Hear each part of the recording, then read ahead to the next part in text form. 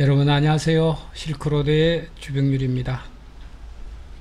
며칠 날씨가 꽤 가을 날씨답게 청명하고 좋다가 오늘은 날씨가 흐리고 비가 내립니다.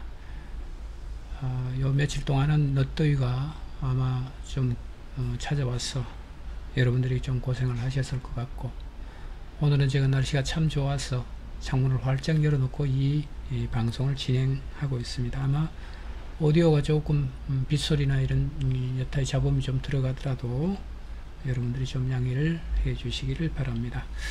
자, 오늘은 그 2020년 한라일보 신춘문예 시 당선작 순환선이라고 하는 작품입니다.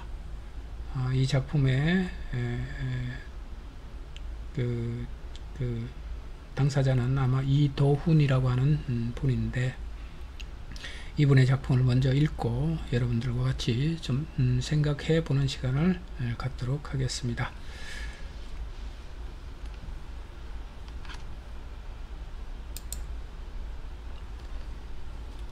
순환선, 이도훈. 한 사람이 죽었고 법의학자들은 그의 사인을 알아내기 위해 부검을 했다. 먼저 바쁘게 오르내린 계단이 줄줄이 달려나왔다.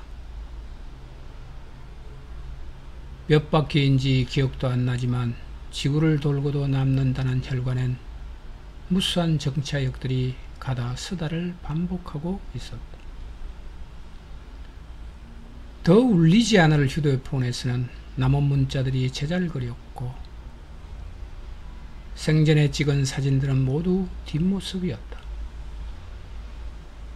몇 개의 청약 통장과 돌려막기에 사용된 듯한 카드와 청첩장과 부의봉투가 구깃구깃 들어있었다. 그중 몇 건의 여행 계획서가 나왔고, 퇴근길에 쭈그려 앉아 쓰다듬는 고양이 한 마리와 찰칵찰칵 열고 닫아설 열쇠 소리도 들어있었다. 읽다만 책들의 뒷부분은 다 백지 상태였다. 사람들 몰래 지구는 자주 기웃덩거렸고, 그럴 때마다 사람들은 계획을 쏟거나 계획에서 쏟아졌다. 오늘은 순환선에서 내려 애벌레의 마음으로 길고 긴 한숨을 느릿느릿 기어가 보고 싶은 것이다.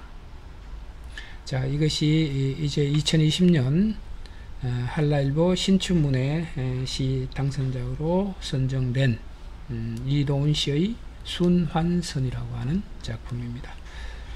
아마 모바일로 보시는 분들은 조금 화면에 글씨가 작아서 조금 보시는데 어려움이 있을 거고요.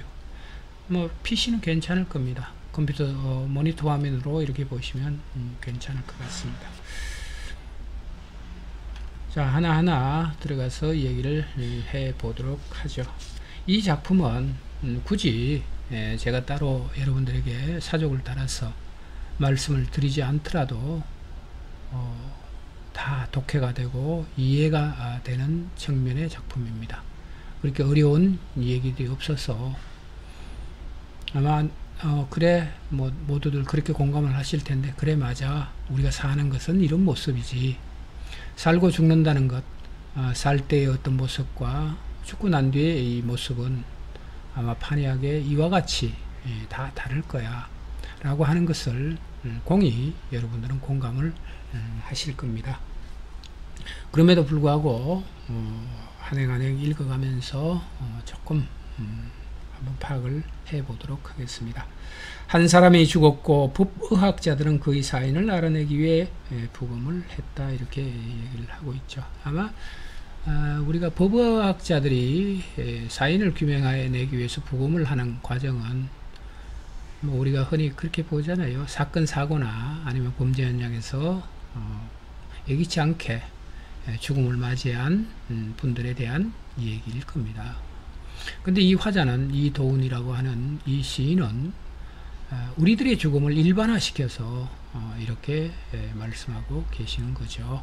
그래서 나의 죽음도 여기에 포함되고요. 여러분들의 죽음도 함께 포함되는 그런 이야기일 겁니다.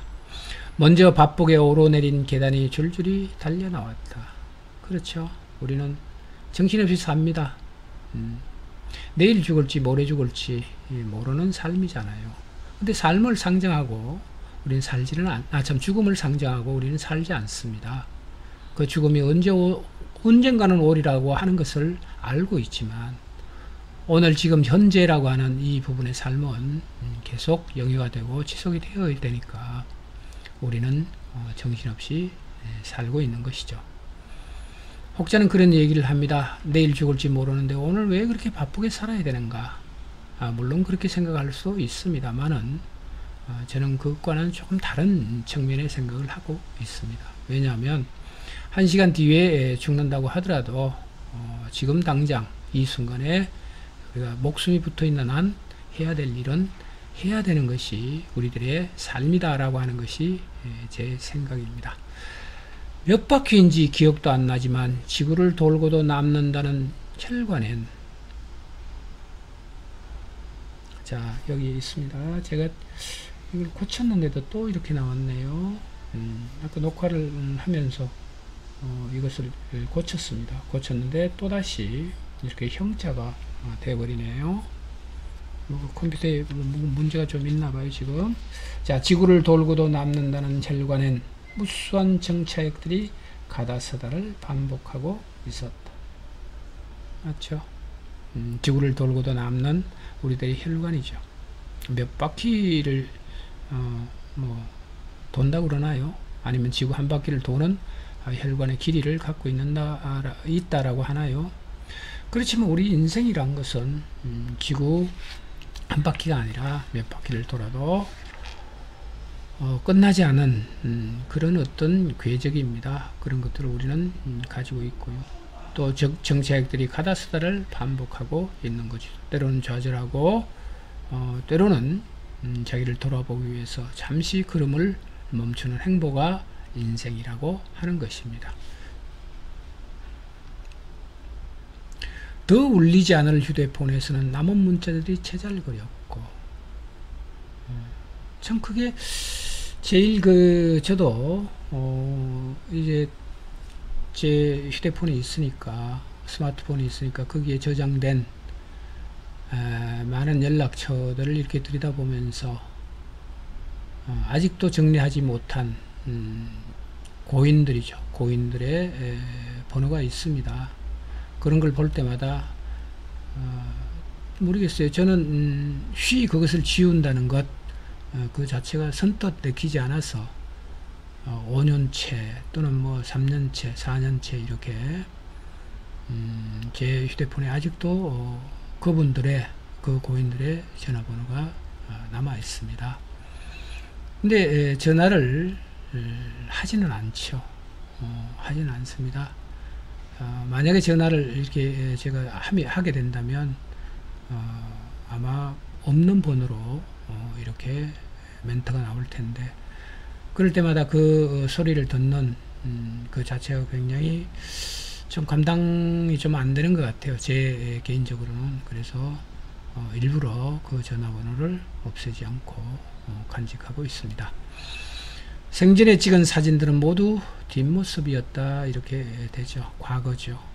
우리가 지금 생각하고 있는 시간적 개념으로 본다면 과거, 현재, 미래가 우리들에게 주어진 시간의 어떤 관념적 체계라고 한다면 이미 고인이 되거나 죽은 이들의 시간은 과거입니다. 그래서 생전에 찍은 사진들은 모두 뒷모습이었다라고 이렇게 얘기를 하고 있는 것이고요.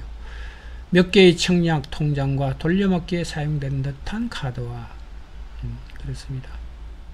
전 지금까지 청약 통장이라고 하는 것을 얘기만 들었지 한 번도 청약을 해보거나 하지를 못했습니다. 그 이제에 굉장히 어두운 것이죠. 아마 이제에 밝은 사람들은 젊은 시절부터 이 청약 통장에 가입해서 아파트 분양을 하거나 뭐 집을 분양을 이렇게 받을 때 훨씬 유리한 조건으로 이렇게 받게 되는 것이 바로 청약 통장인데, 이것으로 미루어 보더라도 이 죽은 화자가 얘기하고 있는 이 고인도 역시 삶의 바탕이라고 하는 주거죠. 주거에 대한 욕구를 가지고 있었다라고 하는 것을 알 수 있고요.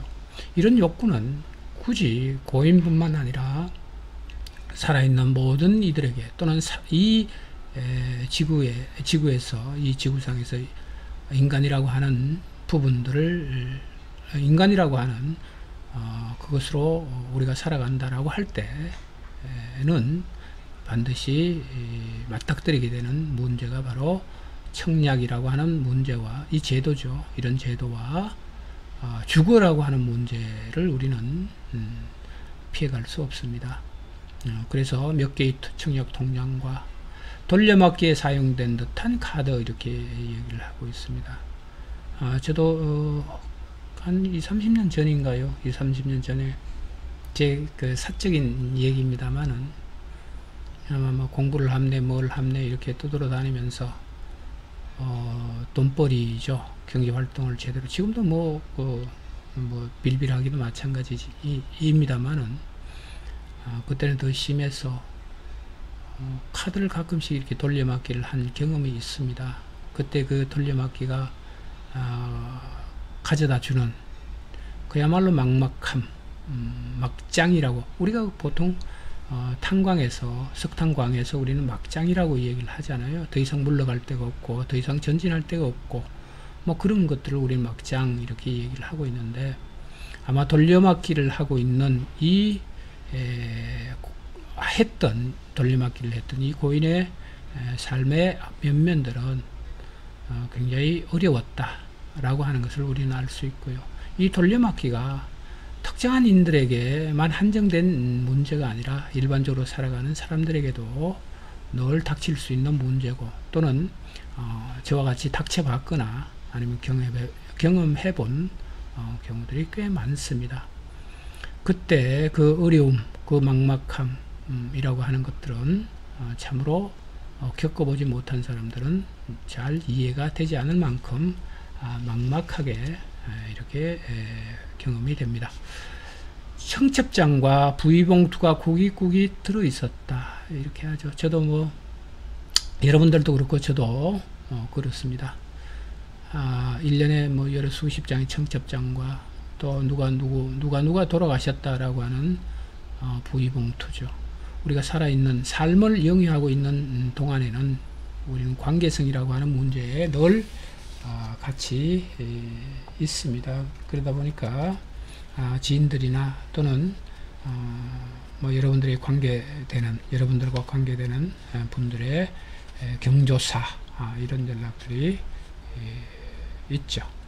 근데 이제 고인이 되고 나면 더 이상 그런 것들이 오지를 않습니다. 그중 몇 건의 여행 계획서가 나왔고 이렇게 되죠. 우리는 바쁜 가운데, 또는 카드를 돌려막기 하거나 청약 통장에 목매달거나, 아니면 내 주머니에 부의봉투와 아니면 청첩장이 이렇게 들락거리거나 간에, 그래도 우리는 일상이라고 하는 것, 그 다음에 삶이라고 하는 그 궤적 속에는 한두 번 정도 여행도 꿈꿔보기도 하고 그렇게 합니다. 그런 것들은 어떻게 보면 옛날에는 그런 생각을 했던 것 같아요. 50-60년대, 60-70년대는 어느 누가 여행이라고 하는 부분들을 계획을 한다라고 하면 그걸 사치라고 생각을 했던 적이 있습니다. 그것은 전부 다 가난하고 삶에 대한 어떤 여유가 없기 때문에 또 그렇게 생각을 했을 수도 있는데요. 요즘은 물론 절박하죠.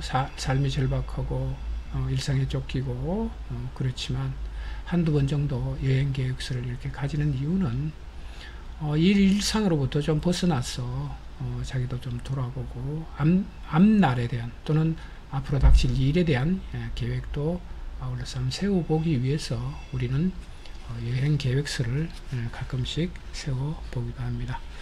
퇴근길에 쭈그려 앉아 쓰다듬는 고양이 한 마리와 찰칵찰칵 이렇게 얘기를 하고 있는데, 아마 현대인들의 자화상이 여기에 묻어나 있지 않을까 이런 생각이 들어요.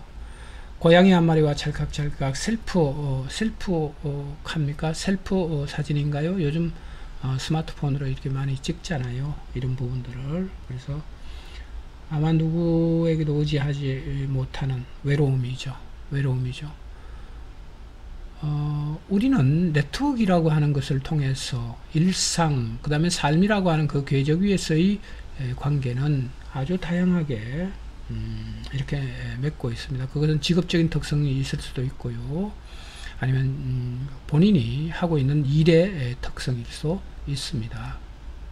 그렇지만 진정하게 인간과 인간이 가지는 가장 그 근본적인 정서 이런 것들을 서로 공유하거나 나누어 가지는 그런 대상들은 아마 우리가 이제 현대화가 되고 도시화가 진행되면 될수록 점점점 멀어져 가는 풍경이기도 합니다. 그러다 보니까 인간은 근본적으로 또는 이 현대인들은 또는 도시인들은 근본적으로 내면 깊숙이 외로움이라고 하는 부분들을 여러분들도 앓고 계시고 저도 안고 있습니다.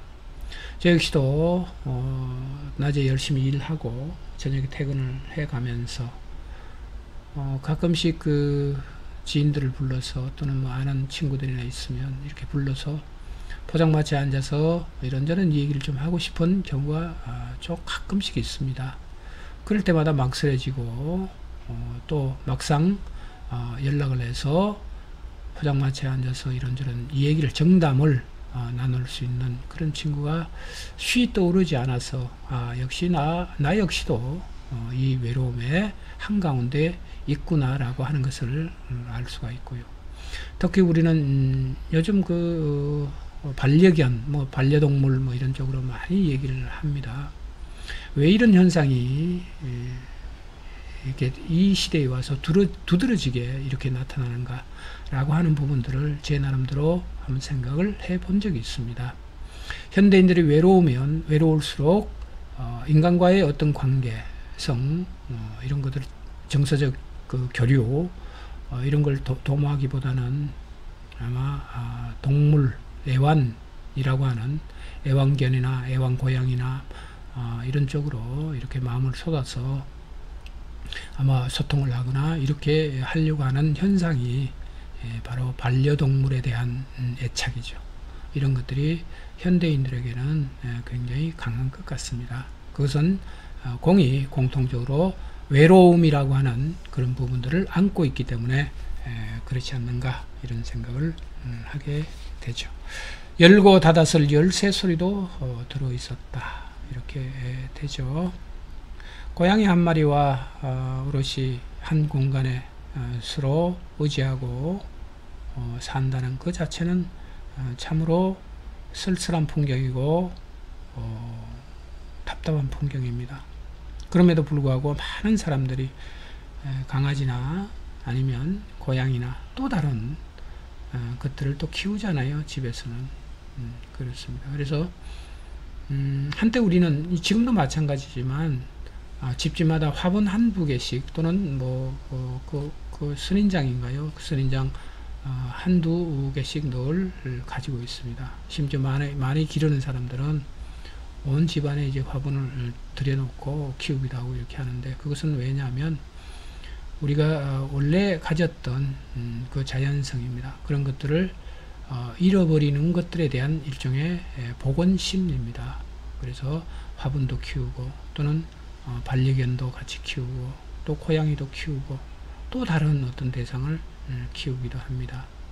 그 공간에는 어떤 공간이 되어야 하냐 하면 가족이 떠들고 아이들이 떠들고 자라나고 사람들이 왕래하고 들락거리고 웃음소리가 나고 이런 공간이 인간의 공간입니다. 그 인간의 공간에 인간은 없고 점점 소외된 당사자와 고양이와 개들과 또는 화분들과 이런 것들만 우리가 있다는 풍경은 결코 바람직한 그런 풍경은 아닌 것 같습니다. 읽담한 책들의 뒷부분은 다 백지 상태였다. 이렇게 되죠. 그렇습니다. 우리가 산다라고 하는 것, 그 다음에 나의 의지를 가지고 내일을 향해서 나아간다는 것, 그 순간이 끊어지면, 그 순간이 끝이면 그 뒤에 모든 부분들은 백지 상태로 남겨지는 것입니다. 사람들 몰래 지구는 자주 기우뚱거렸고, 자, 이때 참 재밌는 표현입니다. 사람들 몰래 지구는 자주 기우뚱거렸다라고 하는 것은 아마 어떻게 보면 아이러니죠. 아이러니입니다. 이 지구가 기우뚱거리는 것이 아니라 사람들은 누구에게도 밝히지 말하지 않는 내면의 어떤 외로움, 이런 것들로 실험하고 있었다. 뭐 이런 쪽으로 우리는 좀 이해를 해도 될 것 같습니다. 이런 것들이 이제 굳이 대한민국만의 현상이 아니라 전 세계적인 현상이 아닌가 이렇게 보고요. 문명이라는 거 하는 것, 현대 문명이라고 하는 것, 또한 도시라고 하는 이런 부분들로 자꾸만 우리는 우리들의 삶은 집중화되고 이행되어 가는 과정입니다. 이 과정에서는 필연적으로 외로움이라고 하는 것들을 전 세계인들이 느낄 수밖에 없고, 그 외로움이라고 하는 그 속에는 아픔과 상처와 이런 것들이 내포되어 있는 상황입니다. 그래서 이 화자는 또는 이 시인은 사람들 몰래 지구는 자주 기우뚱거렸고 이렇게 표현을 하고 있습니다. 그럴 때마다 사람들은 계획을 쏟거나 이렇게 하죠. 우리는 외로우면 뭘 자꾸 하려고 합니다. 뭘 자꾸 합니다. 가장 충만한 사람은 어떻게 뭐 그건 이론적인 얘기이기도 하지만요.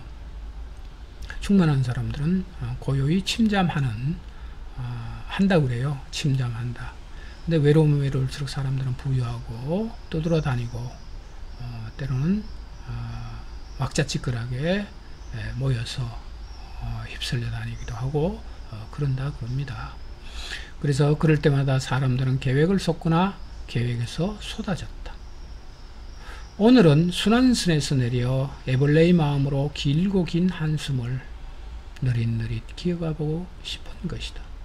그렇습니다. 순환선이라고 하는 것은 우리의 궤적입니다. 인생은 태어나서 한때를 열심히 살다가 또 그때가 다 하면 저물어 가는 것이고, 또 다음 사람들이 나의 삶의 그 공간을 다시 차지하고, 그도 역시 어느 일정한 시간을 살다가 또 사라져가고, 이런 것들이 이제 우리의 삶의 한 궤적인데, 이런 것들을 순환선에 비유를 해서 이 화자는 노래를 해 놓고 있습니다.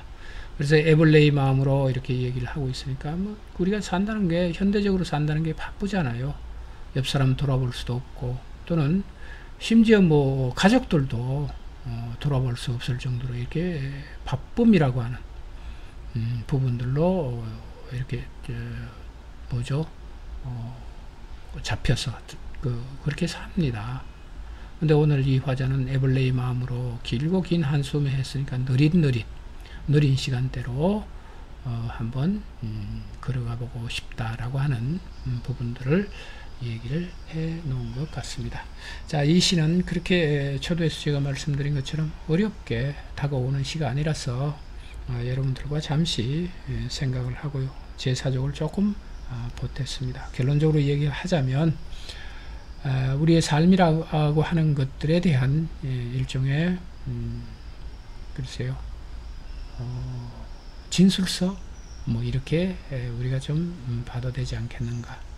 너나 없이 예외 없이 또는 뭐 특별하지 않게 우리가 사는 모습을 어떻게 보면 가장 진솔하게 쏟아낸 또는 표현하고 있는 작품이 이 작품이 아닌가, 그런 생각이 들어서 읽는 내내 좀 공감하기도 하고 그랬었습니다.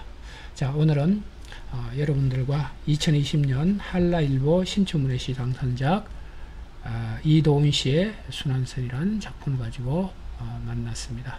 여러분 건강하시고 다음 시간에 다시 뵙도록 하겠습니다. 감사합니다.